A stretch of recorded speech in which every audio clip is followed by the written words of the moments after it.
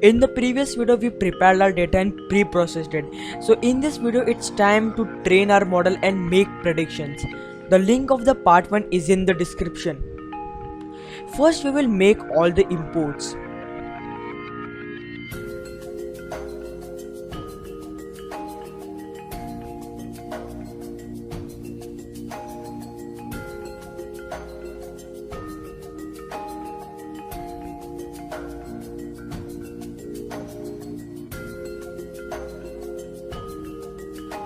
Now it's time to load the CSV that we previously created, and then by using simple pandas notation we can extract our x and y values. Here x is our sound data and y is whether the sound contains wake word or not.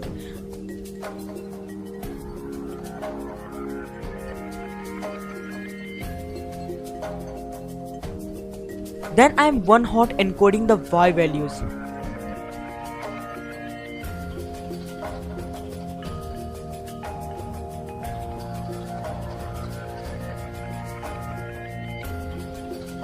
We will train test bit for later evaluation. Now it's time to create the model architecture. So it's very simple. First we are creating a dense layer of 256 neurons with ReLU activation.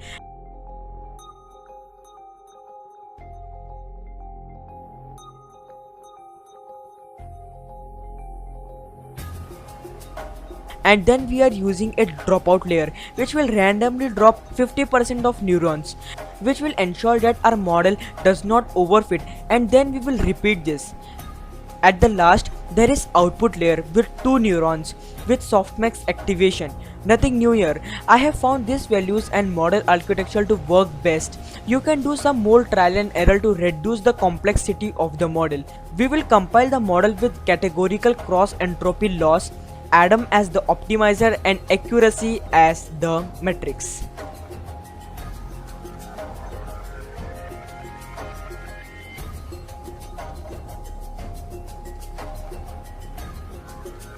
Now it's time to fit the model with our training data. We will run it for 1000 epochs.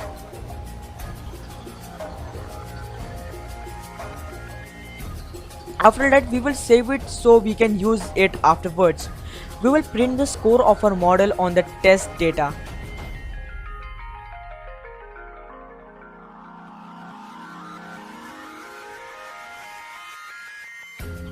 Additionally, I am also printing the confusion matrix and classification report.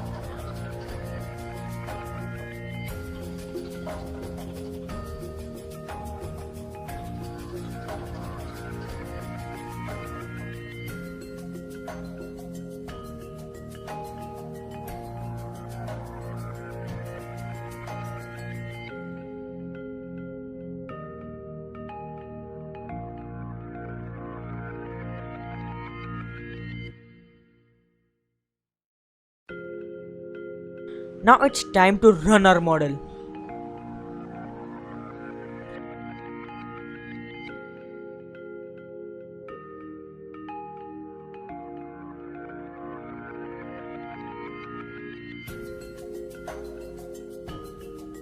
So our model has achieved 100% of accuracy on the test data, which is good, but don't get happy. We will know the real accuracy of our model during the prediction. So let's check it out. Prediction.py will take audio input from our microphone and give it to our loaded model for prediction. So I'm not explaining this line by line, as anyone with basic Python and TensorFlow knowledge will be able to understand it. To dig deeper you can check the source code on GitHub. But before starting the prediction, I only want to give you one note that the number here is the confidence of the model. Here I have set it to 0.95, means detect audio as wake word only when you are more than 95% sure. If you want to reduce the false positive rate, you can even increase this to 0.98. Let's do the prediction.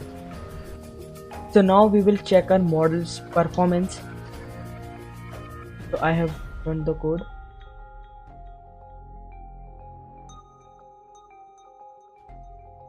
So this is at this time we have to say the wake word or not.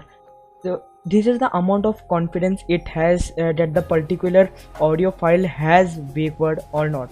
So now I am speaking, so it is giving a confidence of 100% that what I am speaking now does not contain its wake word. So now I will say the wake word and what will be the output. Python. So it has detected. Python. Again detected. Python. So the problem is it sometimes detect the wake word uh, even if the wake word is not there. So you can solve this problem by simply training the model by different words. Python. Python.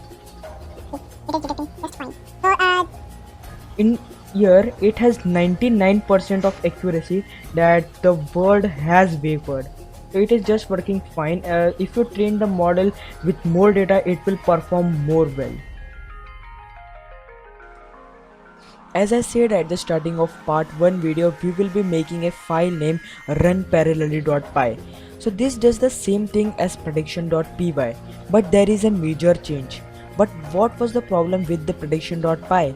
So the issue was we were iteratively running this part of our script, and every time it runs, it saves the script in a file named prediction.wav and again loads it. So this is time consuming. The part from here to here is unwanted. If somebody says the wake word in here, it will be not classified. So we want a solution which can listen to us forever but not even neglecting a single millisecond. That's where the runparallelly.py comes in play. Here we are using threading for prediction. There are two threads. One is continuously taking the audio input and giving it to the second thread, the prediction thread, which will classify whether it contains wake word or not. This is more efficient than our prediction.py. So if you plan to use this wake word detection in your other projects, use runparallelly.py as it is more robust. The code of this video is in this GitHub repo, link in the description. Here I have added one more file name using ml.py, which uses logistic regression for these tasks instead of neural networks. So thanks for watching. I will see you in the next video.